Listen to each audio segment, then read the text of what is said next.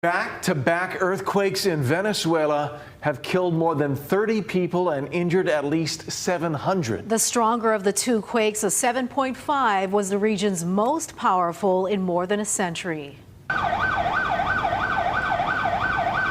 We're getting new video after the quakes hit 8 hours ago, collapsing buildings in Caracas and causing widespread destruction. We just got off the phone with Hawaii chef Yurian Rojas, who has family in Venezuela. He says while first responders are rescuing people in bigger cities and towns, many areas are on their own.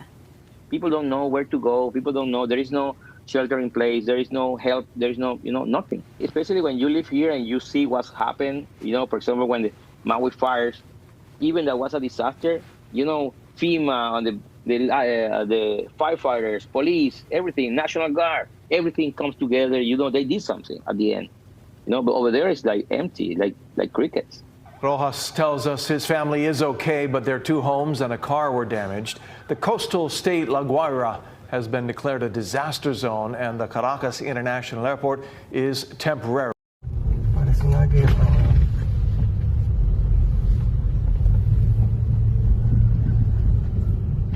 Señores, todos los corales, marico, no quedó nada, marico, mira como todos los edificios, huevón, todos los edificios te cayeron, todo, no quedó nada de los corales.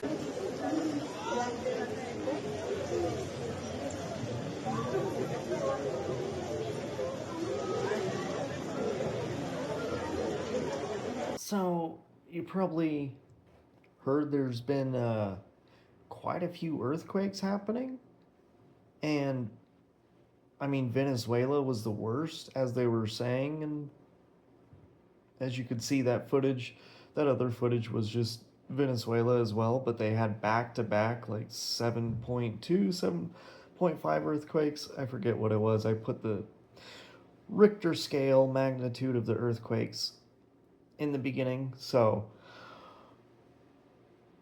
And I mean, it happens, right? Earthquakes have always been a thing, especially in California.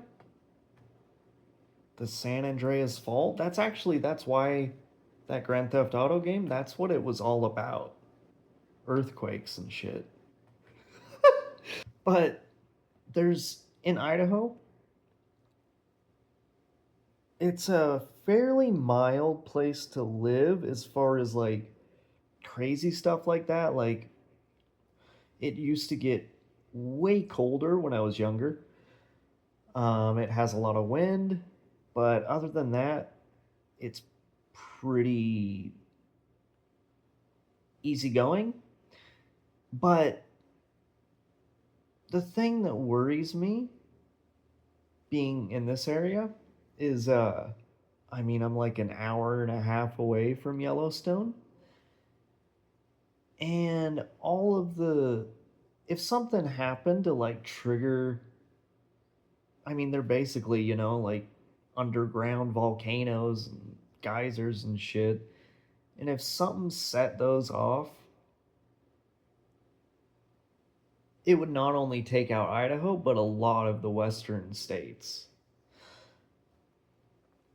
But actually, the thing that kind of worries me with a lot of this stuff, especially with the frequency of how many of those earthquakes were happening just yesterday now,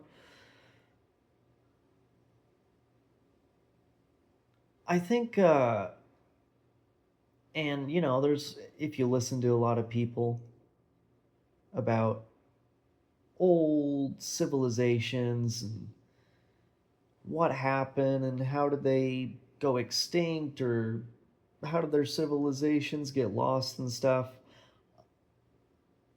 I'm pretty sure there is a magnetic pole shift that happens in cycles, and apparently it happens every 12,000 years or so. And if something like that happens, not only if they had really good evidence of that being the case, would they not tell any of us? But if that did happen, it almost wouldn't even be worth telling us, because what are you going to do? It's not even like a meteor coming that you might be able to deflect or some shit. You're just, well, and I mean, I guess they haven't been doing it for a while, but months ago there was so many people talking about 2027, like something happening, and they made it seem like it had a lot more to do with like UFOs and disclosure and that type of shit. But I wonder if, I don't know, it just feels like something is changing, something is ramping up, and I wonder if any of that talk actually has more to do with this magnetic shift thing in the poles. And I wonder if that kind of stuff is why we just saw so many earthquakes all over the world. Because that's quite a bit. But